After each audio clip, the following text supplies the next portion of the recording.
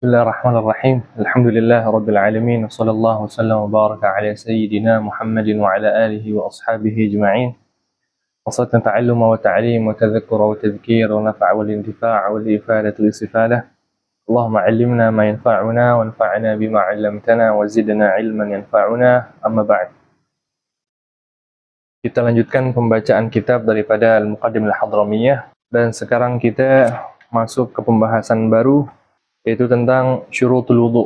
Bismillahirrahmanirrahim. Qala al-musannifu rahimahullahu ta'ala wa nafa'ana bi'ulumihi fid darain wa ghafara lahu wa liwalidayhi wa lana wa liwalidina wa li jami'il muslimina wal muslimat. Faslun fi syurutil wudu. Pembahasan tentang syarat-syarat wudu. Sebelumnya kita udah bahas tentang rukun-rukun wudu. Nah, ini mesti kita pahamin dulu bahwasanya yang namanya syarat sama rukun itu sama. Sama dalam hal apaan? Sama dalam hal kewajiban. Ketika disebutkan rukun, dia wajib hukumnya untuk kita kerjakan. Dan syarat juga sama. Dia hukumnya wajib untuk kita kerjakan. Jika misalkan kita tinggalkan, baik itu syarat ataupun rukun, maka ibadah yang kita kerjakan enggak sah. Adapun perbedaannya, kalau syarat itu dia pada luar ibadah. Adapun kalau rukun, dia itu pada dalam ibadah. Syurutul wudu al-islamu wa tamyiz wa naqa min al-hayd wa nifas. Syarat-syarat wudu dan juga syarat-syarat mandi wajib yang pertama adalah Islam. Jadi kalau ada orang Islam, dia itu wudu dan juga mandi janabah, maka hukumnya mandinya dia dan juga wudunya dia sah. Tapi kalau misalkan ada orang kafir, dia itu wudu atau misalkan dia mandi janabah, maka kita katakan wudunya dia dan juga mandinya dia nggak sah. Wa tamyiz. Syarat wudu yang kedua adalah tamyiz. Tamyiz itu adalah marhalah, sebuah jenjang sebelum balik. Tamyiz itu ketika anak udah bisa makan sendiri, sebutnya tamyiz. Atau tamyiz itu artinya adalah ketika seorang anak udah bisa paham omongan orang lain. Dia diajak ngobrol hal-hal yang dasar, paham. Misalkan kita tanya hal-hal yang dasar, ini apaan? Dijawab tangan. Kamu udah makan belum? Dia jawabnya udah, apa belum gitu. Pokoknya udah paham, udah nyambung, diajak ngobrol. Itu tamyiz. Ada lagi mengatakan ketika seorang anak udah bisa istinja sendiri, maka itu tamyiz. Wan naqa minal hayd wan nifas. Kemudian juga untuk perempuan, syarat sah wudu berikutnya adalah dia lagi nggak haid dan juga lagi nggak nifas. Perempuan atau wanita sedang haid dan juga sedang nifas, di wudu, maka wudunya nggak sah. Wa amma yamna'u wusul al-ma' ila al-basharah. Kemudian syarat wudu berikutnya adalah tidak ada sesuatu yang menghalangi air untuk masuk ke kulit. Jadi mesti itu, misalkan di tangan kita ada bekas apaan, bekas kotoran, kita hilangin. Ada bekas cat juga, kita hilangin. Kalau misalkan bekas cat atau misalkan ada kotoran di tangan kita, kemudian kita wudu, maka hukum wudunya nggak sah. Bahkan ketika misalkan di kuku kita nih ada kotoran-kotorannya, wajib untuk kita hilangin. Wajib untuk kita hilangin. Kalau misalkan nggak kita hilangin kemudian kita wudu, maka hukum wudunya nggak sah. Pendapat mu'tamad mazhab Syafi'i. Pendapat mu'tamad mazhab Syafi'i, ketika ada kotoran di kuku-kuku, maka wajib untuk dihilangin. Karena kenapa? Dia menghalangi air untuk masuk ke kulit. Tapi kalau misalkan ada orang dia keberatan, misalkan susah untuk menghilangkan kotoran di kuku begini, maka kita katakan kepada dia bisa mengambil pendapat Imam Ghazali. Karena ikhtiarat Imam Ghazali itu, pendapat Imam Ghazali mengatakan apa? Ketika ada kotoran di kuku, maka nggak wajib untuk apa? Untuk dihilangkan. Jadi kita katakan, ya silahkan ikuti pendapat Imam Ghazali, nggak apa-apa. Nah. Wal ilmu bi faradiyatihi wa an la ya'taqida faradan mu'ayyanan min furudihi sunnatan. Kemudian syarat sah wudu berikutnya adalah seseorang harus mengetahui tentang hal-hal yang wajib ketika diwudu apa aja. Ketika misalkan seorang diwudu, ketika dia mau sah wudunya dia harus belajar tentang hal-hal yang wajib ketika wudu apa aja. Bahkan ketika misalkan diwudu, dia mengatakan atau dia berkeyakinan bahwasanya yang dia kerjakan itu adalah sunnah semuanya, maka wudu dia nggak sah. Karena orang wudu nih, set wudu dia nganggap yang semua dia lakukan itu ketika dicuci muka, dicuci tangan, dicuci kepala, kemudian dia cuci kaki, semua yang dikerjakan ketika wudu itu dianggap sunnah, maka wudunya dia nggak sah. Maka penting buat belajar tuh, mana yang wajib, mana yang sunnah, gitu, biar wudunya sah. wal ma'ut tahur wa izalatun najasa al-'ainiyah. Kemudian syarat sah wudu berikutnya adalah menggunakan air yang tahur. Jadi nggak sah kan kita wudu pakai air teh atau misalkan air sirup, nggak sah. Harus pakai air yang tahur yang bisa mensucikan. Nah, itu pernah kita bahas di awal-awal. Dan juga ketika wudu, biar sah wudu kita, ketika ada najis di badan kita, maka wajib kita hilangin. Ketika misalkan kita biarkan najis di badan kita, meskipun najis tersebut bukan di bagian wudu. Kayak misalkan ada najis di dengkul kita. Dengkul termasuk hal yang wajib atau sunnah kita buat wudu nggak? Kita bersihin buat ketika wudu nggak? Nggak. Hatta meskipun di dengkul kita ada najis, kemudian kita biarkan, kemudian kita wudu begitu aja, maka wudu kita nggak sah.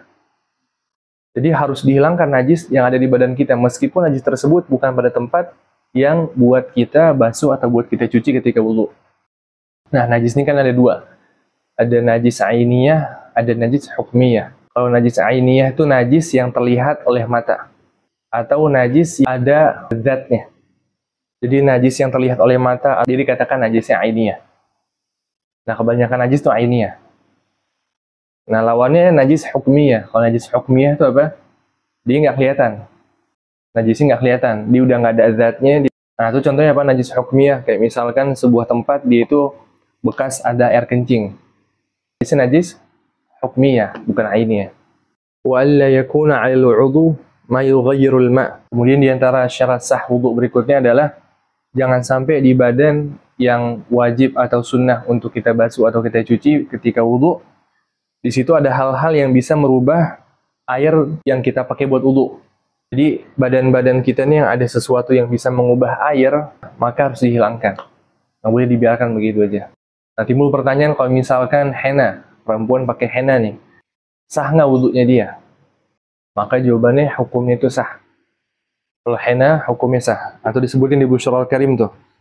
Wala yadurru khidab wa in satara launal basyarah. Kalau misalkan henna yang biasa dipakai oleh perempuan, dia itu hukumnya nggak apa-apa. Jika misalkan perempuan mau wudu dan dipakai henna, maka kita katakan wudunya dia sah. Wa alla yu'alliq niyyatahu. Di antara syarat sah wudu berikutnya adalah kita nggak boleh menggantungkan niat buat wudu. Kalau misalkan seseorang dia mengatakan gini, saya bakal wudu ketika teman saya datang. Ketika misalkan dia mengatakan demikian atau diniatkan begini, maka hukum wudunya nggak sah. Karena kenapa? Dia menggantungkan wudunya dia ketika orang datang. Begitu nggak boleh. Hukumnya nggak sah. Wa an yajril ma' 'alal 'udhu. Kemudian berikutnya di antara syarat sah wudu adalah harus air itu mengalir di atas badan atau tubuh yang kita basuh atau kita cuci. Jadi airnya terus mengalir. Nggak boleh airnya nggak mengalir. Kemudian berikutnya adalah wadukhulil waqt. Syarat sah wudu berikutnya adalah harus masuk waktu. Wal muwalat lidaimil hadath. Dan juga harus berkesinambungan. Nah, ini dua syarat yang terakhir ini khusus buat orang yang daimul hadath. Habis itu daimul hadath, orang yang itu punya penyakit beser. Atau wanita istihadhah. Misalkan kita nih, kita nggak punya penyakit beser. Atau kita bukan wanita istihadhah. Ente mau sholat maghrib, tapi wudunya jam 5. Boleh nggak? Maghrib jam 6 nih. Ente wudu dari sekarang jam 5. Boleh nggak hukumnya? Boleh. Kalau kita boleh. Tapi kalau untuk wanita yang istihadhah atau lelaki yang punya penyakit beser, maka dia nggak boleh wudu sebelum waktu masuk. Jadi wanita istihadhah dan juga orang yang punya penyakit beser, dia wudunya kapan? Ketika udah azan sholat tersebut. Maghrib azan baru dia boleh wudu. Kemudian wudunya dia cuma boleh dipakai sekali doang. Nggak boleh dipakai berkali-kali, nggak boleh. Kalau orang yang nggak punya penyakit beser kan dibebas. Di wudu sekali, ente pakai buat sholat 10 kali 10 tahun bisa, nggak apa-apa. Selama nggak batal kan. Memang kalau orang yang istihadhah dan juga dia punya penyakit beser, cuman boleh sekali wudu, sekali sholat wajib. Tapi kalau sholat sunnah boleh nggak? Orang yang istihadhah dan juga wanita istihadhah dan juga orang yang punya penyakit beser, sholat sunnahnya dipakai berkali-kali dari wudu yang tadi. Hukumnya boleh. Kalau wajib sekali, kalau sunnah berkali-kali. Sama kayak orang tayamum. Dan juga tadi kita katakan buat orang yang dia itu istihadhah atau orang yang punya penyakit beser, dia wajib wudunya itu nggak ada jeda. Jadi harus nyambung terus. Nggak boleh ada jedanya. Kalau secara hukum mazhab Syafi'i itu, kita wudu nggak ada jeda. Ente mau jeda pun boleh hukumnya. Kayak misalkan, ente lagi wudu kemudian lagi cuci muka ada telepon. Ente akan telepon, ente ngobrol 5 menit, 10 menit, selesai telepon, ente lanjut langsung ke tangan. Itu secara mazhab Syafi'i hukumnya boleh. Hukumnya boleh. Tapi untuk orang istihadhah, dia juga punya penyakit beser, dia nggak boleh begini. Dia harus nyambung, harus nggak ada jedanya. Pembahasan baru, faslun fil mashi 'alal khuffain. Pembahasan tentang al-mashu 'alal khuffain. Wa yajuzul mashu 'alal khuffain badalan 'an ghasli ar-rijlain fil wudu'. Dalam mazhab Syafi'i, mashul khuffain itu hukumnya boleh. Dia bukan sunnah, bukan dianjurkan, hukumnya boleh. Bahkan dikatakan apa? Mashul khuffain itu hukumnya boleh dan lebih afdal wudu. Lebih afdal wudu.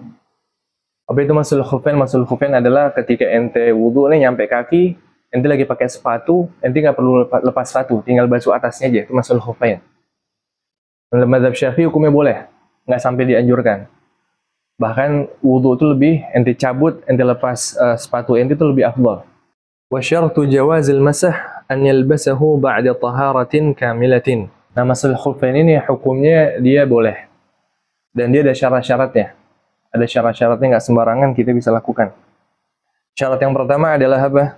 Kita harus menggunakan khufnya tersebut, sepatu tersebut setelah kita wudu. Jadi kita misalkan mau wudu nih, kemudian kita ingin kaki kita nanti pas pakai sepatu itu nggak kita lepas sepatunya, langsung kita basuh atasnya. Ente mau lakukan demikian ada syaratnya. Syarat yang pertama adalah apa? Ketika ente mau begitu, ente wudu dulu, sempurnakan wudu. Ente wudu kayak biasa sampai kaki ente udah selesai semua, baru ente pakai sepatu. Jadi misalkan ente nih sekarang jam 5. Ente jam 5, ente misalkan mau pakai sepatu. Ente wudu jam 5, setelah ente selesai wudu kayak biasa, selesai sampai kaki, ente pakai sepatu itu. Kemudian syarat yang kedua apa? Wa an yakunal khuffu tahiran qawiyan yumkinu tatabu'al masyi 'alaihi. Dan juga syarat yang kedua adalah apa? Harus menggunakan sepatu yang dia itu suci dan juga kuat yang bisa dipakai buat jalan jauh. Nah, dalam syarat yang kedua ini maka gugurlah pendapat yang mengatakan bahwasanya kaos kaki itu adalah khuf. Jadi nggak boleh tuh. Jadi nggak boleh ente mengatakan kaos kaki itu hukum sama kayak al-khuf. Jadi ketika ente pakai kaos kaki, ente mau wudu, kaos kaki ente wajib ente lepas. Nggak boleh ente mengatakan, enggak nih nggak mau lepas, ini mau masah aja atas nih, ane mau basuh aja nggak bisa. Karena kenapa? Tadi kaos kaki nggak masuk kepada syarat yang kedua ini. Karena nggak bisa kaos kaki ente pakai jalan jauh ya nggak? Ente pakai kaos kaki nih ente jalan ke Garut gitu bisa. Akhirnya bolong-bolong. Kaki ente juga ikut bolong ntar. Syarat berikutnya adalah satiran li mahallil ghasl. Kemudian syarat berikutnya adalah khufnya tersebut atau sepatunya tersebut harus menutupi mata kaki kita. Jadi ini nggak bisa pakai sepatu yang dia itu di bawah mata kaki. Nggak bisa ente pakai sepatu di bawah mata kaki, kemudian ente jadikan ini sebagai khuf, sehingga ente nggak lepas ketika ente mau wudu. Jadi sepatunya sepatu yang tinggi itu harus lewat mata kaki. La min al-a'la mani'an li nufudhil ma' min ghairi al-kharaz wasyaq. Kemudian syarat berikutnya adalah sepatu tersebut atau khuf tersebut bagian bawahnya itu tidak bisa tembus air. Bagian bawahnya. Kalau misalkan bagian atasnya masuk air nggak apa-apa, tapi intinya bagian bawah harus terhalang, nggak bisa kemasukan air. Dan juga sepatunya harus tidak ada yang namanya robek-robekan. Jadi harus benar-benar kuat dan tidak ada robekan. Kemudian wa yanzi'uhu al-muqimu ba'da yawmin wa laylah wal musafir safar qasr ba'da 3 ayyam bilayaliha. Kemudian nih sekarang kita masuk kepada waktu daripada al-khuf. Kalau buat orang yang muqim, bukan orang yang musafir, ente orang lagi tinggal di rumah, bukan lagi safar, cuma 1 hari 1 malam. Tapi kalau misalkan buat yang musafir, maka 3 hari 3 malam. Wabtida'ul muddah fihima minal hadath ba'dal labas atau ba'dal lubas. Dan permulaan dihitungin 1 hari dari kapan dimulainya? Dari pertama kali ente batal wudu. Kayak contoh misalkan, tadi kita katakan, ente misalkan wudu jam 5. Jam 5 sore hari Ahad sekarang. Kemudian ente wudu, ente pakailah habis wudu tuh pakai apa tadi? Khuf, pakai sepatu, ya enggak? Nah, akhirnya ente nih mau sholat maghrib, ente udah punya wudhu kan, ente sholat pakai sepatu tadi. Ente isya, sebelum isya misalkan ente jam 7 tuh batal wudhu ente. Nah, dimulai 24 jam dari jam 7 tadi. Ketika ente mulai batal wudhu tadi. Jadi ketika jam 7 ente batal, ente mau wudhu seperti biasa, ketika nyampe kaki, ente nggak perlu lepas sepatu. Ente cukup masah atasnya aja, basuh atasnya. Satu hari tersebut dari jam 7 hari Ahad sampai waktunya Senin jam 7. Baru selesai. Kalau 3 hari begitu juga, dari jam 7 hari Ahad sampai berarti Senin, Selasa, Rabu. Rabu jam 7 malam baru batal, baru selesai. Fa in masaha khuffai hadaran thumma safar aw akasa atamma masha muqimin. Misalkan seseorang dia lagi nggak safar, dia lagi mukim. Jadi kita katakan kalau mukim berapa hari? 1 hari kan. Nah dia nggak mukim, dia nggak safar, kemudian dia membasuh khuf. Kemudian dia berniat untuk safar. Kita contohkan misalkan tadi dia jam 5 pakai khuf. Kemudian jam 7 batal kan. Jam 8 malam dia mau safar. Tiba-tiba dia nggak tahu mau safar pokoknya. Mau safar ke Bandung misalkan atau ke Garut. Akhirnya dia safar tuh, pergi set aja. Pertanyaannya, dia itu ngambil waktunya sebagai mukim atau sebagai musafir? Kan dia tadi mukim nih, kemudian dia safar. Nah ini hitungnya itu sebagai mukim waktunya sehari atau sebagai musafir 3 hari. Maka jawabannya apa? Kata beliau di sini, jawabannya dihitung sebagai mukim. Dihitung sebagai mukim hatta meskipun dia safar. Hatta meskipun dia safar. Dan begitu juga kebalikannya, orang musafir misalkan. Orang dia musafir dari Garut ke Jakarta. Set. Jam 5 dipakai khuf, kemudian jam 7 batal. Dia nyampe Jakarta misalkan jam 8. Dia kan dalam keadaan lagi safar tuh. Tiba-tiba dia niatnya tuh mau pulang ke Garut jam 12 malam. Tiba-tiba dia ngomong, udahlah, aneh nggak mau balik ke Garut, aneh mau mukim di sini aja. Nah, buat dia, tadi awalnya berapa dia hitungannya? 3 hari dong, karena beliau kan di safar dari Garut ke Jakarta. Pas jam 12, dia akhirnya berubah pikiran, aneh nggak jadi balik ke Garut deh. Dikala itu, maka kita katakan dia waktunya buat khuf tadi masih 3 hari atau jadi sehari. Jawabannya bagaimana? Jadi sehari. Hitungannya sebagai mukim lagi. Wa yusannu mashu a'lahu wa asfalihi wa 'aqibihi khututan marratan. Kemudian juga disunahkan buat orang yang memasah atau membasuh khufnya itu apa? Dia membasuh bagian bawahnya juga. Kalau wajibnya kan apa? Atasnya doang. Dan jadi kalau kita membasuh khuf itu wajibnya cuma atasnya doang dan cuma dikit aja wajibnya. Kayak kita basuh mazhab Syafi'i, kayak kita basuh kepala kita ketika lagi wudu. Cuman segini set, deh sah. Sama kayak di kaki. Kalau di kaki kan kita begitu juga. Basuh gitu doang, set, udah sah. Nggak harus set gitu, nggak harus. Nah sunnahnya bagaimana? Atas bawah. Atas bawah cuma sekali. Jadi tangan kiri ente, misalkan ini sepatu nih, ini sepatu. Tangan kiri ente begini, tangan kanan begini. Yang kanan ente giniin set, yang ini set gitu. Jadi ya, paham nggak? Sunnahnya begitu. Paham ya? Lebih afdal gitu atas bawah. Tapi kalau orang misalkan mencukupkan diri dengan yang mencuci atau membasuh bagian bawahnya aja sah nggak? Hukumnya nggak sah. Kenapa? Kan wajibnya cuma atas ya. Wal wajibu mashu adna syai'in min zahiri a'la. Yang tadi kita katakan, yang wajibnya itu adalah apa? Membasuh sedikit bagian atas. Jadi nanti begini set udah sah. Dikit set ya rambut udah sah. Nggak perlu sempurna semuanya. Lebih afdol basuh sempurna semuanya, mau lebih afdol lagi atas bawah. Dan tadi kita katakan bahwasanya apa? Hukum mashu khuffain itu apa? Hukumnya boleh. Ya enggak? Hukumnya boleh, jaiz, bukan dianjurkan. Tapi membasuh al-khuf ini dalam mazhab Syafi'i hukumnya bisa jadi wajib. Bisa jadi wajib. Kapan dia jadi wajib? Ketika seseorang diwudu, kemudian airnya habis. Ketika dia mau mencuci kakinya dia airnya habis. Maka dikala itu dia wajib untuk membasuh khuf. Kemudian bisa jadi sunnah. Kapan hukum jadi sunnah? Ketika misalkan dia itu adalah orang yang diteladani dan dia ingin mempraktekkan bahwasanya ini adalah hukum yang ada dalam agama Islam. Ketika itu buat dia jadi sunnah. Dan juga masah alal khuf ini hukumnya bisa jadi makruh. Kapan? Ketika ente membasuhi 3 kali. Jadi cuma sekali aja. Ini cuma gini set dah, cukup. Kalau di 3 kali, makruh hukum dalam mazhab Syafi'i. Nah, tapi kalau dalam mazhab Syafi'i itu kan safar ada 2 macam. Ada namanya safar tawil sama safar qasir. Kalau safar tawil itu safar yang dilakukan lebih daripada 83 kilo ke atas. 83 kilo atau lebih. Itu safar tawil, safar yang jauh. Kalau safar qasir, safar yang di bawah itu. Sebuah perjalanan dilakukan di bawah 83 kilo. Dari sini ke Bekasi, dari sini ke Condet misalkan, atau dari sini ke Bogor, itu kan hanya 83 kilo. Nah kalau safar tawil itu dia ada 4 rukhsah. Safar tawil, safar yang jauh ada 4 rukhsah. Yang pertama, ente boleh nggak puasa Ramadan. Kemudian ente boleh untuk apa ya? Untuk menjamak. Ente boleh mengqasar. Dan ente boleh untuk masah khufin 3 hari. 4 keringanan, 4 rukhsah.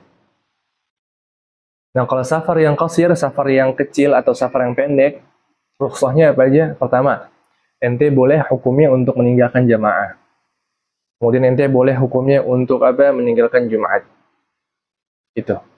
Baik, kita cukupkan pembacaan kitab Muqaddimah Hadramiyah. Wa hadza wa sallallahu wasallam baraka ala sayyidina Muhammadin wa ala alihi wa ashabihi ajma'in. Subhanakallahumma bihamdika asyhadu an la ilaha illa anta astaghfiruka wa atubu ilaik. Assalamualaikum warahmatullahi wabarakatuh.